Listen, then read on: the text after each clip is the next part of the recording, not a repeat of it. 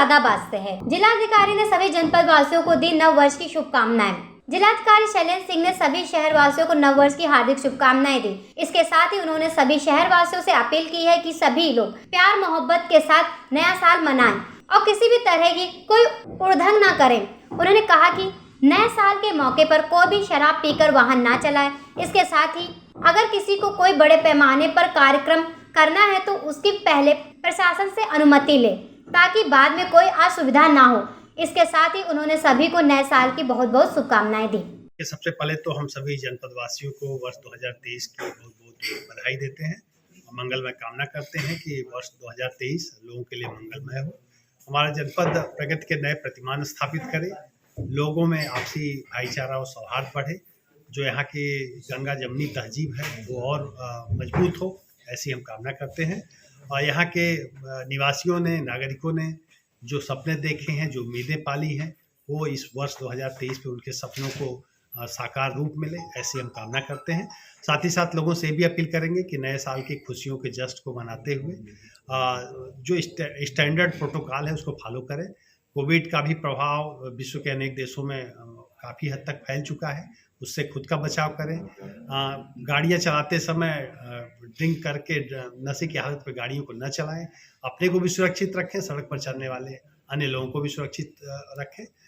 जो भी कार्यक्रम करें उसकी पूर्व अनुमति, अगर कोई कार्यक्रम बड़े पैमाने पर किया जा रहा है तो उसकी पूर्व अनुमति जरूर प्रशासन से प्राप्त कर लें, जिससे किसी तरह की उनको बाद में असुविधा न हो। मुरादाबाद से रेहान अंसारी की रिपोर्ट, जन कल्याण न्यूज। खबर फिरोजाबाद से है। समाजवादी पार्टी के राष्ट्रीय महासचिव प्रोफेसर राम गोपाल यादव ने स्टेशन रोड स्थित नेहा अतिथि गृह में आयोजित एक शादी समारोह में भाग लिया और वर वधु को आशीर्वाद दिया। इस अवसर पर उन्होंने निकाय चुनाव में ओबीसी के आरक्षण को समाप्त करने पर कहा कि सरकार ने सुप्रीम कोर्ट के आदेश को नहीं माना। इतना ही नहीं, उन्होंने कहा कि सरकार ने जानबूझकर निकाय चुनाव को टाला है। उक्त बातें प्रोफेसर ने समाजवादी पार्टी की पालिका अध्यक्षा मुमताज बेगम अब्दुल वाहिद सुपुत्र बिलाल की शादी समारोह में कही। उन्होंने कहा कि प्रदेश सरकार की तैयारियां पूर्ण नहीं थी, उनकी मंशा दिसंबर में चुनाव कराना ही नहीं था, इससे जानबूझकर उन्होंने इस मामले को लटकाया है। सुप्रीम कोर्ट की बात नहीं मानी, हाई कोर्ट में जजों ने सुनवाई की और सरकार से तथ्यों को मांगा, लेकिन जानबूझकर उसे उलझाते रहे। अब सरकार ने कमीशन बनाया है जो 8 माह में रिपोर्ट देगा, इसलिए अब चुनाव टल गए हैं। समाजवादी पार्टी इसके खिलाफ सुप्रीम कोर्ट जा रही है। उन्होंने कहा कि भाजपा सरकार ओबीसी आरक्षण को समाप्त करना चाहती है। विधायक सिरसागंज सर्वेश यादव, जसराना विधायक सचिन यादव, डॉक्टर मुकेश वर्मा, पूर्व MLC doctor Dilip Yadav, Samajwadi party के वरिष्ठ नेता मौजूद रहे। सुप्रीम कोर्ट का निर्देश था, उत्तर प्रदेश सरकार ने उसको माना नहीं।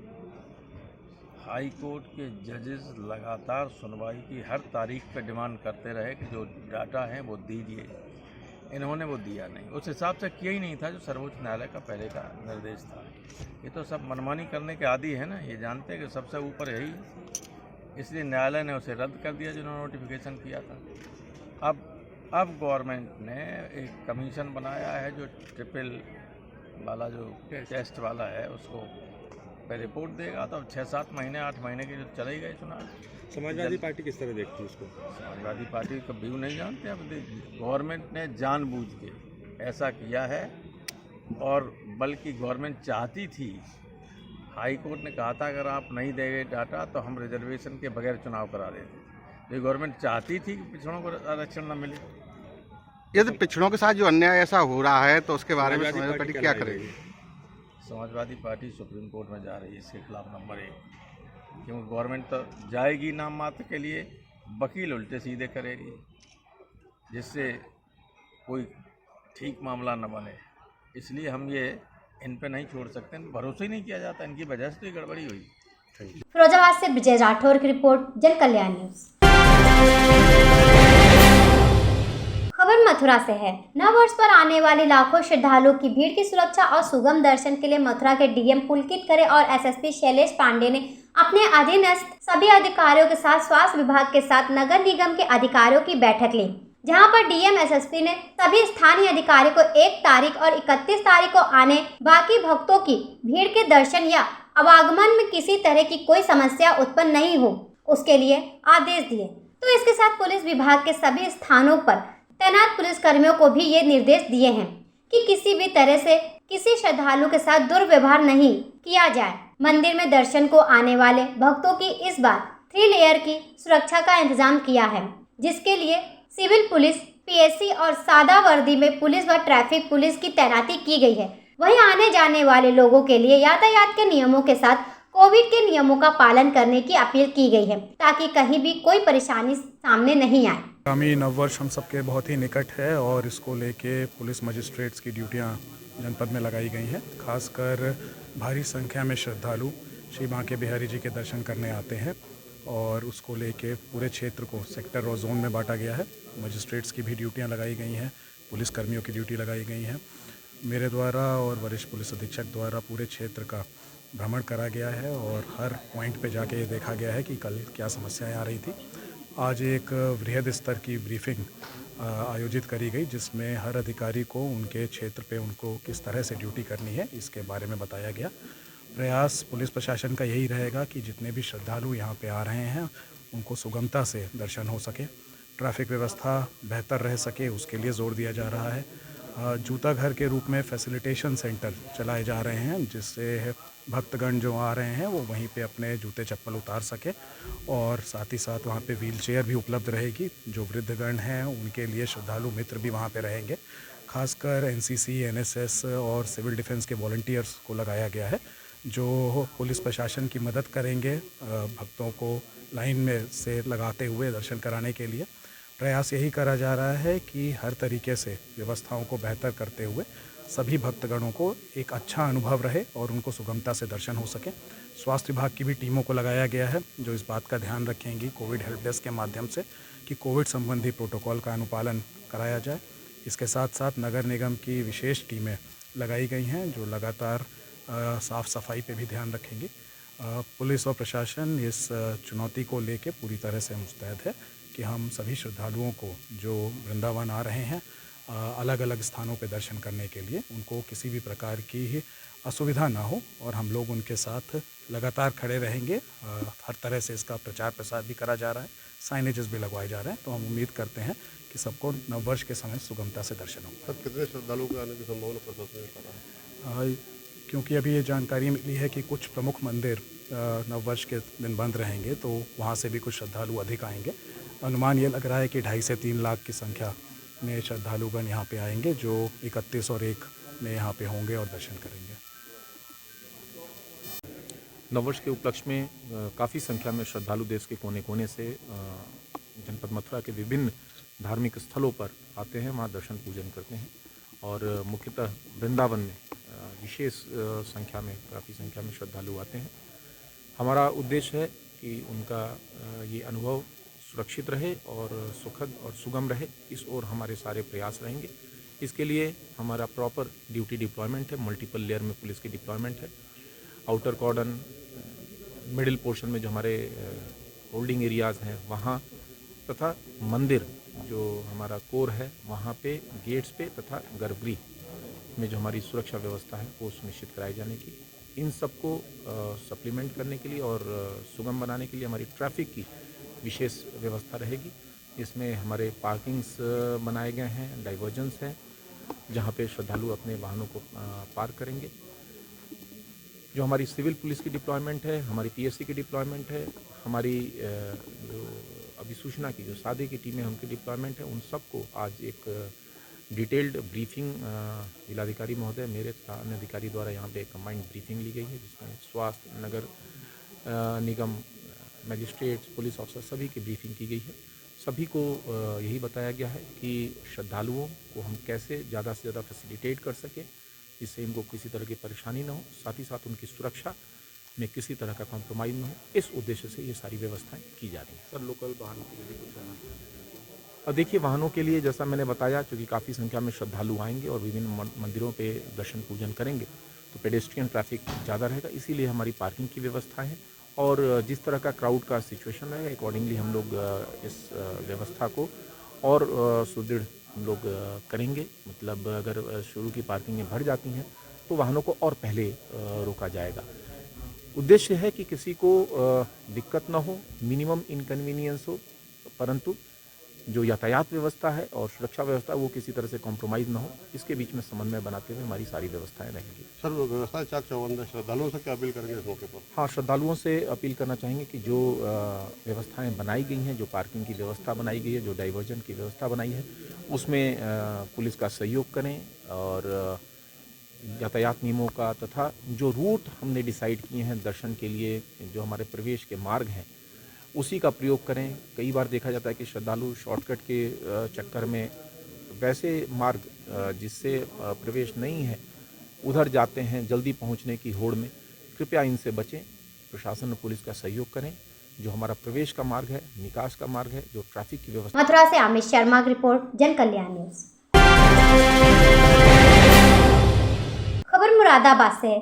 बुलेट मोटरसाइकिल पर स्टंट करना पड़ा भारी, पुलिस ने भेजा जेल। आपको बता दें, मुरादाबाद के कुंदरकी थाना क्षेत्र का एक रील वीडियो सोशल मीडिया पर डालना उस समय भारी पड़ गया जब पुलिस ने वाहन को सीज कर स्टंटबाजों को जेल भेजने की कार्रवाई की। दरअसल आपको बता दें कि इस रील के संबंध में सोशल मीडिया पर शिकायत की गई थी, जिस पर मुरादाबाद पुलिस ने संज्ञान लेते हुए कार्रवाई की। रील वीडियो में बुलेट मोटरसाइकिल चलाते हुए कंधों पर बैठा रखा था दूसरे युवक को, जिससे कोई भी बड़ा हादसा हो सकता था।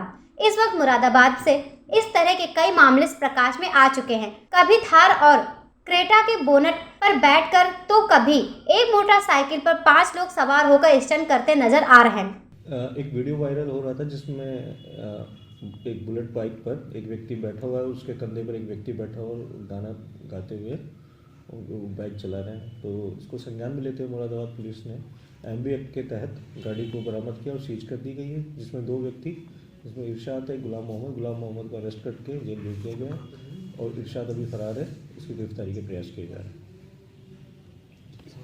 मुरादाबाद से रेहान अंसारी की रिपोर्ट, जन कल्याण न्यूज। खबर मथुरा से है।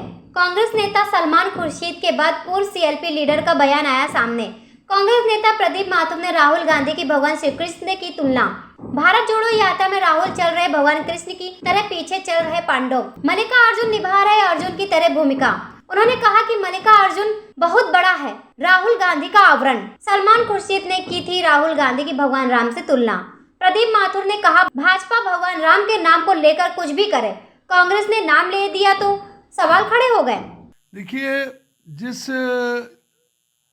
कॉन्फिडेंस के साथ भारत जोड़ो यात्रा की शुरुआत कन्याकुमारी से हुई और जिस तरह से वो 30 किलोमीटर रोज़ पैदल चलते हैं, मुझे हैदराबाद में उनके साथ 3 दिन पैदल चलने का मौका मिला।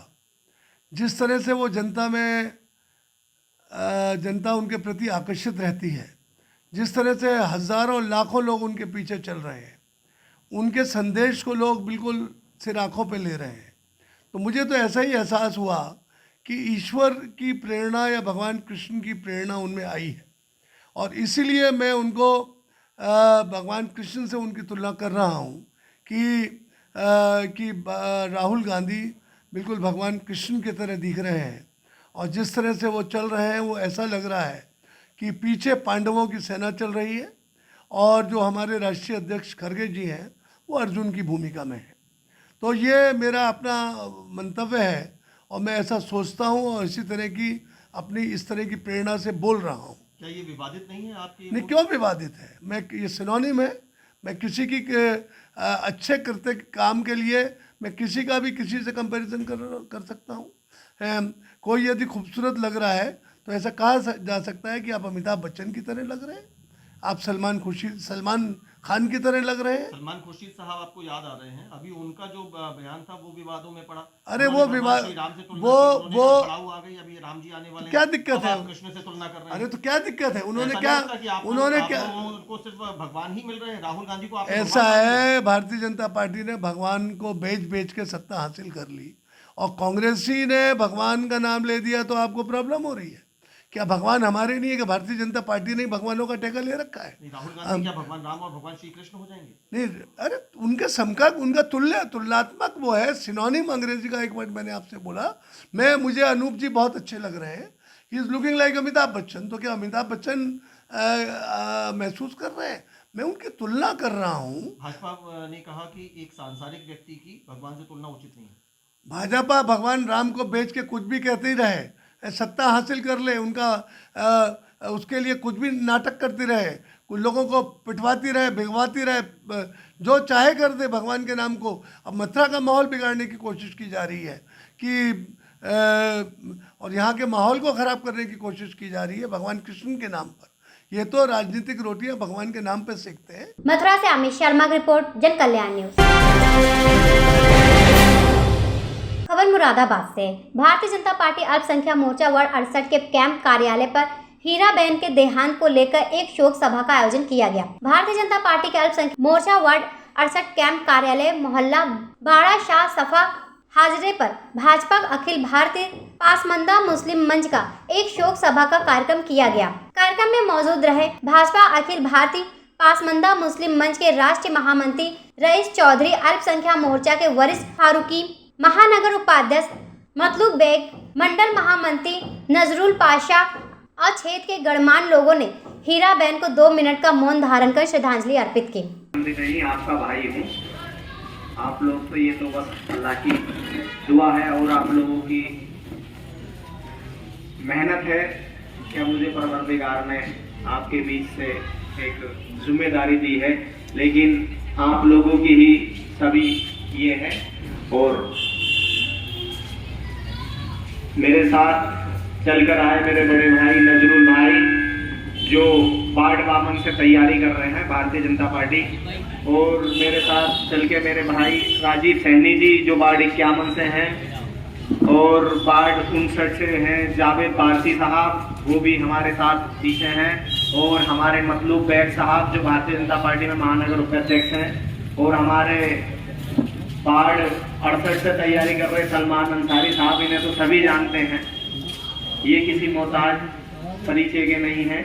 और विधानसभा 27 के भी अध्यक्ष हैं हमारे सलमान अंसारी साहब, और हमारे मंडल खटकर के अध्यक्ष अनीस खान साहब, वो भी हमारे साथ हैं, और 58 से वार्ड से तैयारी कर रहे 7 भाई, वो भी हमारे साथ में, और बाकी सामने बैठी जनता, तो उनका भी बहुत बहुत धन्यवाद और सभी का शुक्रगुजार। भारतीय जनता पार्टी एक पसंदा जो है। मुरादाबाद से रेहान अंसारी की रिपोर्ट, जन कल्याण न्यूज। खबर फिरोजाबाद से। ट्रेन की चपेट में आने से युवक की दर्दनाक मौत, परिवार में मचा कोहराम। सूचना पर पहुंची पुलिस ने शव को कब्जे में लेकर पोस्टमार्टम को भेजा। आपको बता दें, शिकोहाबाद रेलवे स्टेशन पर ट्रेन की चपेट में आने से युवक की दर्दनाक मौत हो गई। सौरभ पुत्र यदुवीर निवासी छरी छप्पर थाना नसीरपुर, उम्र 28 वर्ष, आज सुबह अपनी बहन को लेकर दिल्ली गोमती एक्सप्रेस ट्रेन से जाने को पिता यदुवीर के साथ शिकोहाबाद रेलवे स्टेशन पर आया था। पिता टिकट खरीद कर देने के बाद वापस नगर में चले गए, तभी सौरभ ट्रेन की चपेट में आने से मौत हो गई। मौके पर पहुंची पुलिस ने तलाशी ली, जेब में निकले आधार कार्ड, मोबाइल से पहचान की गई। सूचना पिता को दी गई। पिता और परिजन मौके पर पहुंचे। पुलिस ने शव को कब्जे में लेकर पोस्टमार्टम को भेज दिया। ये बेटा मेरा दिल्ली अपनी बहन को लेवाने जा रहा था जी, और ये भी छोड़ के गया हूँ, टिकट दिलवा के गया हूँ, उसके बाद मैं गया हूँ। फिर कैसे चपेट में आ गया, कुछ मालूम पड़ा? अब ये तो नहीं मालूम साहब, मैं तो स्टेशन पे ही छोड़ के गया था। एक बार मैंने फोन पे बात की है कि पापा अभी गाड़ी आने में थोड़ी देर है। फिर किससे सूचना मिली आपको? ये दरवाई ने मेरे पास सूचना की। फिरोजाबाद से विजय राठौर की रिपोर्ट, जन कल्याण न्यूज। खबर मुरादाबाद से। 17 साल की उम्र में मां से डांट खाकर गुस्से में घर छोड़कर गया था युवक। 52 साल बाद बुजुर्ग होकर घर लौटा। आपको बता दें, कुंदरकी क्षेत्र देवरिया गांव में बेहद हैरान करने वाला मामला सामने आया है। जी हां, आपको बता दें कि एक युवक 17 साल की उम्र में अपनी मां से डांट खाकर गुस्से में घर छोड़कर चला गया था। बुजुर्ग ने अपने परिजनों को पहचान लिया, जिसके बाद 17 साल की उम्र में घर छोड़कर युवक बुजुर्ग होकर 52 साल की उम्र में अपने घर लौटा, जिसे देखकर गांव के बुजुर्ग का जोर शोर से स्वागत किया गया और लोगों में बुजुर्ग को देखकर बेहद खुशी का माहौल दिखा। आपको बता दें, यह पूरा मामला सोशल मीडिया में बातचीत के माध्यम से दोनों लोग आपस में मिले। बुजुर्ग ने बताया कि जब उसने अपने परिजन से बात की तो वह उन्हें नहीं पहचान पा रहा था। तब उन्होंने जो कपड़े घर में पहनकर गए थे उसकी पहचान बताई और अपनी कुछ पुरानी यादें बताई, और कहा कि मैं घर से आपसे 5 रुपए लेकर गया था। जिसके बाद परिजनों को वह पुरानी बातें याद आई और सब लोग आपस में मिल गए। इस मौके पर कुंदरकी क्षेत्र के आसपास के लोग भी खुशी के माहौल में शामिल हो गए। मामला ये हमारे ताऊ हैं, मतलब हमारे परिवार में पापा के जो भाई हैं, सब में बड़े भाई हैं। ये चचेरे तहरों में। ये करीब अपनी 17 साल की उम्र में घर छोड़ दिया था इन्होंने। उसके बाद जो है ये अपने जहाँ भी रहे करीब 52 साल लगभग, कभी नेपाल, बंगाल, मतलब अपने आप ही बता रहे थे। अब हम लोगों को करीब 3 से 4 दिन पहले एक वीडियो वायरल हुआ, यूट्यूबर है मुशाहिद खान, वो हमने वीडियो देखा। कुछ पहचान इन्होंने बताई कि जैसे कि घर से निकले थे तो 5 रुपये लेकर निकले थे, और दूसरी पहचान इन्होंने बताई कि मैं तेवर खास का हूँ। तो 52-53 साल हम लोगों को तो इतनी पहचान आती। हमने अपने बुज़ुर्गों को वीडियो दिखाए, पापा को, और अपने जो मतलब एजिड थे उन्हें दिखाए, तो उन्होंने पहचाना, बोले हाँ ये वही हैं जाहिद खान। जब हम लोगों को ये लोकेशन मिली तो हम लोग दिल्ली ने ढूंढने निकले, और करीब 2 दिन मेहनत करने के बाद कि हमें पुरानी दिल्ली रेलवे स्टेशन पे मिल गए। उसके बाद हम इन्हें मना के घर लेके आए। अभी घर हैं, खुश हैं। अब बाकी सफ़र तो उनका 52 साल का बहुत परेशानी भरा रहा है। 4-5 जने हम लोग गए थे यहाँ से, मैं था, हमारे भाई हैं हैदर भाई। किस बात पे नाराज हुए? नाराज़ कभी अब बताते हैं कि माँ से कोई बात हो गई थी इनकी, बस वो छोटी सी बात हुई थी, लेकिन ऐसा दिल को लगा लिया क्या घर कोई न लौटे। बहुत बड़ी खुशी, जैसे वालिद मिल गए यहाँ से। क्या यादें आपकी, कैसे पता चला आपको कि ये दिल्ली में आपने डाली साथ, मुझे न्यू डाली थी मुशाहिद खान ने, उसे वो भतीजा देख रहा था छोटा हमारा। कैसे पहचान हुई आपको इनकी? एक तो सूरत साफ से, और लफ्ज वही आधा बोलने की, और वो जो झटके में गया कि 70 साल का हुआ मैं 30 जनवरी को, और तेवर पठान है अब्दुल्ला खान, क्या आप बेड़ा ने हाँ जो हो ही रहो कुदर की, कह रहे वो तेवर खान बराबर 3 किलोमीटर, जेब में हाथ निकाल के। तो मैंने कहा हाँ औलाद ही है वो, हाँ औलाद है अब भई है। आपने पहचान लिया, मतलब हाँ, साथ रहते थे बचपन में? बहुत जाते टाइम तक इनका हमारा साथ रहा, बहुत बड़ा। अब दोस्त मिल गए आपके 52 साल बाद, कैसा लग रहा है? बहुत बड़ी खुशी है, और ये आपको एक फरिश्ते की तरह अल्लाह ताला ना आप डालें ना मालूमात होती। मुरादाबाद से रेहान अंसारी की रिपोर्ट, जन कल्याण न्यूज़। अभी भी है, पुलिस वाले आ जाएंगे, कोई भी रास्ते पे आते, अरे उनके घर पे पुलिस वाला क्यों आए थे? अभी भी ये डर है, ये डर खत्म होना चाहिए। ये काम आप लोगों का खत्म कैसे होगा? हम वो युग में नहीं है जहां उनको प्रशासन, ना पुलिस प्रशासन कहा जाता था, क्योंकि शासन करने के लिए। हम शासन नहीं, हम सेवा करते। बाएं हाथ में किताब के, लॉ के, नियमों के प्रावधान, दाएं हाथ में डंडा और एक पेन। कहा जाता है pen is mightier than sword. Pen चलाने के टाइम सोचना चाहिए, मैं जो आज जो चैलेंजेस मेरे सामने है, उस चैलेंजेस को किस तरह मैं बयां करूं। इसीलिए हम रिपोर्ट लिखने के पूर्व 50 बार सोचना चाहिए, मैं इस नोटबुक में या इस रिपोर्ट में क्या लिखूं, किस तरह लिखूं।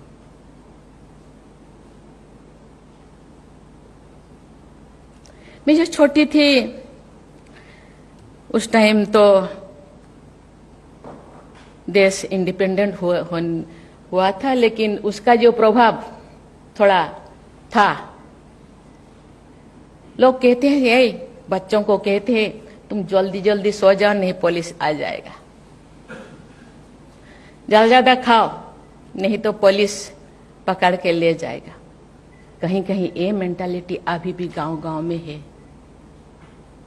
अभी भी दूर दराज में है। लोग डरते हैं अपने भाव को, अपने परेशानी को, और झेलते रहते हैं, कहीं इससे ज्यादा मैं परेशान ना सामना करूं। इसलिए कभी कभी मैंने देखा, मैं जब थी, कि पुलिस और पब्लिक रिलेशनशिप को और नजदीक करने के लिए, फ्रेंडली करने के लिए, उनके अंदर बंधुत्व या मित्रता स्थापन करने के लिए बहुत ज्यादा प्रयास किया गया। लेकिन प्रयास केवल एक दिन के लिए नहीं होना चाहिए। प्रेम ऐसी चीज है जो एक के पत्थर को भी पिघल देता है। वो भावना होना चाहिए। ये देश मेरा है, ये लोग मेरे हैं, जो भी ऐसे काम किए ये मेरे हैं, ये भी मेरे हैं। मेरा जो लोग।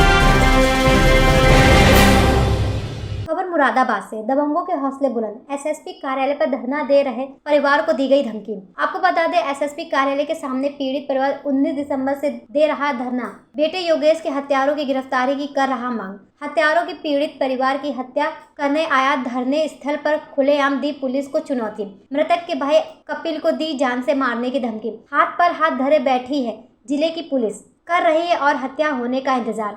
योगी जी कह रहे बदमाश छोड़कर चले गए बाहर। दरअसल आपको बता दें कि मुरादाबाद का एक पीड़ित परिवार 19 दिसंबर 2022 में मुरादाबाद एसएसपी कार्यालय के सामने अपने युवा बेटे योगेश की 22 अक्टूबर 2022 को हत्या के खुलासे तथा हत्यारों की गिरफ्तारी के लिए अनिश्चितकालीन दिन रात धरने पर अपने परिवार सहित बैठे हैं। आज पीड़ित के बेटे की हत्या का नामजद आरोपी विकास वेद प्रकाश थाना भोजपुर केवड़ी व उसी गाँव का गामा पुत्र खालिक धरना स्थल पर आए और पीड़ित के दूसरे बेटे को धमकी दी। कहा तुम्हारा नंबर आ गया है। पीड़ित परिवार यहां देखकर डर गया और तुरंत पीड़ित परिवार ने 112 नंबर और सिविल लाइन थाने पुलिस को सूचना दी। मौके पर पहुंची पुलिस जांच में जुटी। सिविल लाइन थाने में दिया प्रार्थना पत्र। पीड़ित परिवार ने अपनी जान को खतरा बताया और सुरक्षा की मांग की और इन हत्यारों की तुरंत गिरफ्तारी की मांग की।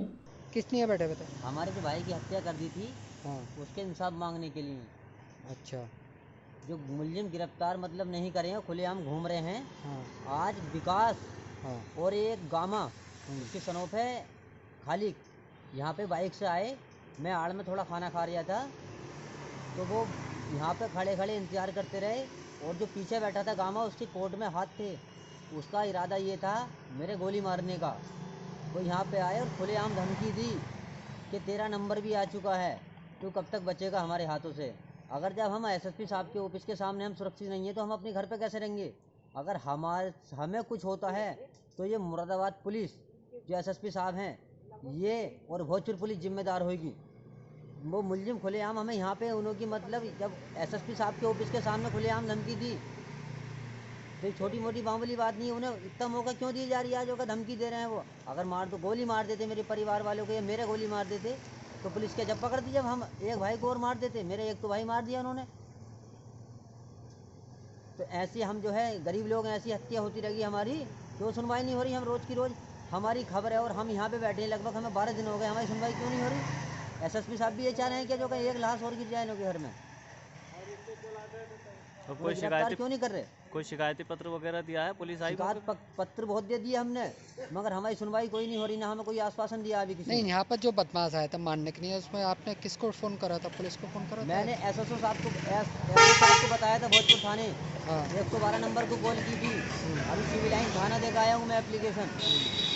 लेकिन हम जब देखूँगा इन्हों से भी कितनी कार्रवाई होगी। वो मुलजिम जो है गिरफ्तार होंगे नहीं होंगे जो बदमाश घूम रहे खुलेआम धमकी दे के गए मुझे। मैं यहाँ पे सुरक्षित अपने धरने के लिए बैठा हूँ, इंसाफ मांगने के लिए। यहाँ सुरक्षित नहीं तो अपने घर जाकर सुरक्षित कैसे होता मैं? तो क्या मानते हैं एसएसपी के ऑफिस के सामने खुले बदमाश जो है चेतावनी आपको देके गए हैं और मारने के प्रयास करने की कोशिश करी, क्या होगा आप? ये कहेंगे कि उन्हें जल्द से जल्द गिरफ्तार करे जाए और यहाँ पे 2 पुलिस वालों की ड्यूटी लगवाई जाए। जब तक वो मुलजिम गिरफ्तार नहीं होंगे जब तक यहाँ ड्यूटी लगनी चाहिए। हम खुशी में नहीं बैठे। आज मुलजिम गिरफ्तार करके जेल चले आए, हम आज ही चले जाएंगे घर को। तो कहीं ना कहीं खतरा है बना हुआ? बिल्कुल, हमें पूरा वाला खतरा है। हमें खुलेआम धमकी देके गए। पहले तो और लोग हमें धमकी देकर जा रहे थे, आज वो खुद बदमाश धमकी देके गए हमें। देखिए, यहाँ पर जो एसएसपी कार्यालय के सामने 19 दिसंबर से एक पीड़ित परिवार बैठा हुआ है। जोगेश नामक व्यक्ति का थाना भोजपुर में कुछ लोगों ने हत्या कर दी और वो अभी तक 302 के मुलजिम जो हैं वो भी गिरफ्तार नहीं हुए हैं। अक्टूबर महीने में ये घटना हुई थी और वो कई बार पीड़ित परिवार पुलिस के आला अधिकारियों से मिला, लेकिन अभी तक हत्यारे पकड़े नहीं गए। तो वो अपने न्याय के लिए हत्यारों की गिरफ्तारी की मांग को लेकर ये 19 दिसंबर से यहाँ एसएसपी महोदय के सामने दिन रात धरने पे बैठे हैं। और आज लगभग 6-6:15 बजे के करीब 2 व्यक्ति मोटरसाइकिल पर आए और उन्होंने पहले तो मेरे से स्वयं से बात की। तो हमने सोचा कि ये कोई किसी का पता पूछ रहे हैं, लेकिन वो निगाह थी उनका जो जोगेश का भाई है कपिल, जो यहाँ धरने स्थल पर बैठा है, उनकी माँ बैठी है, कपिल की जो है बीवी बैठी हैं, ये 3-4 लोग यहाँ न्याय के लिए बैठे हुए हैं, लेकिन उसकी निगाह उनकी तरफ थी। तो वो बोलने लगे कि सभा करीम का कहाँ, तो यहाँ सभा करीम एक होटल है। मैंने सोचा होटल के बारे में पूछ रहे, मैंने कहा भाई इधर है, आप जो है इधर चले जाइए। लेकिन वो इधर देख रहे थे, वो लगातार वो कपिल को देख रहे थे। कपिल खाना खा रहा था, वो थोड़ा अंदर था तख्त पे बैठा हुआ। तो कपिल ने जब इस बातचीत को सुना, तो कपिल ने जब देखा तो वो जो व्यक्ति था जो मोटरसाइकिल चला रहा था, उसने उन्हें देख कर कहा कि तुम्हारा नंबर आ गया, अब तेरा नंबर आ गया। ये कहकर तो जब ये बात सुनी और कपिल ने देखा कि ये विकास व्यक्ति है जो इनके भाई के हत्या में इन्वॉल्व है, और एक व्यक्ति और पीछे बैठा हुआ था मोटरसाइकिल पर, जो पीछे उसके हाथ अंदर थे, कोट जैकेट पहने था उसके अंदर, जैसे वो कोई हथियारबंद आए हों और वो एक वारदात करने के इरादे से आए हों। तो वो जैसे ही कपिल उनका वीडियो बनाने वो किया, तो वो धमकी देके कि अब तेरा नंबर आ गया तो नहीं बचेगा, ये करके जो है वो इधर चले गए। तो ये जो धरना चल रहा है, न्याय के लिए यहाँ बैठे हैं, इन्होंने नोटिस दे के यहाँ धरना पे बैठे हुए हैं। तो ये एक अजीब बात है कि ज़िले के आला अधिकारी यहाँ हैं, डीएम साहब हैं, एसएसपी साहब हैं, डीआईजी भी इधर पास में उनका ऑफिस है, सारे पुलिस के दफ्तर यहाँ पर मौजूद हैं। ऐसी मुरादाबाद से रेहान अंसारी की रिपोर्ट, जन कल्याण न्यूज़। खबर फिरोजाबाद से है। साल के आखिरी दिन शराब के ठेकों का एसडीएम सीओ अब निरीक्षक ने किया निरीक्षण, देखा स्टॉक रजिस्टर का माल का किया निरीक्षण। शिकोहाबाद नगर में आज एसडीएम शिव ध्यान पांडे सीओ आबकारी निरीक्षक संयुक्त रूप से वर्ष के आखिरी दिन शराब के ठेकों निरीक्षण को निकले और शराब की दुकानों का आबकारी से निरीक्षण किया, रजिस्टर माल चेक किया, शराब की बोतलें बारीकी से चेक की गई। शराब की दुकानों पर चेकिंग की सूचना से हड़कंप मच गया। देखिए, ऐसा है कि जो देसी मदिरा और विदेशी मदिरा की दुकानें हैं, ये रूटीन चेकअप है। हम और सीओ साहब, आबकारी इंस्पेक्टर, पूरी टीम है। और चूँकि आज 31 दिसंबर भी है और वैसे भी समय समय पे अभियान चलाए जाते हैं कि जो अनुज्ञापी लोग हैं वो नियम से जो है इसका विक्रय करें और उसके बाद कोई भी ऐसी शराब का विक्रय न करें जो नुकसानदेह हो। इसीलिए अभियान चलाया जाता है। फिरोजाबाद से विजय राठौर की रिपोर्ट, जन कल्याण न्यूज़।